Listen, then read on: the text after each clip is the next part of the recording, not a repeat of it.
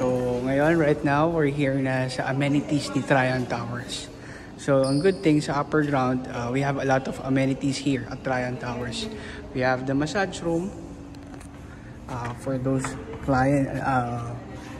tenants and unit owners na gusto mag-relax. We have here the massage room.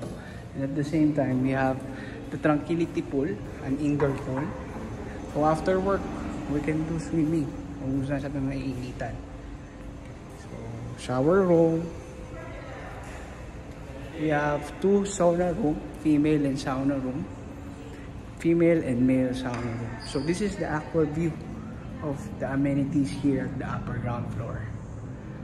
So sa mga gusto talagang mag-relax, it's a perfect amenity here at RLC Residences Tryon Towers.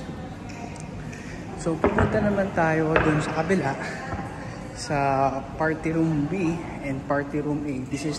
These are the function rooms ng amenities natin. Yan. Hi sir, hi bro Albert. So yan. So on the left po, we have the yoga and the Pilates room.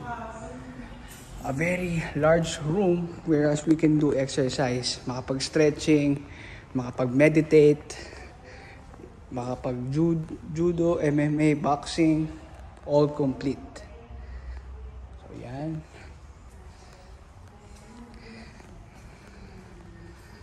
On the side, we also have the knowledge room.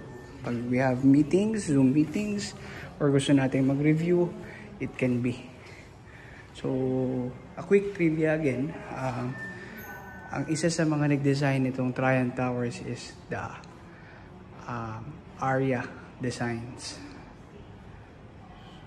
So that's why no question about kung bakit ganun kaganda si Tryon Towers. So yun. Thank you very much po. Punta naman tayo sa mga iba pang amenities ni Tryon Towers.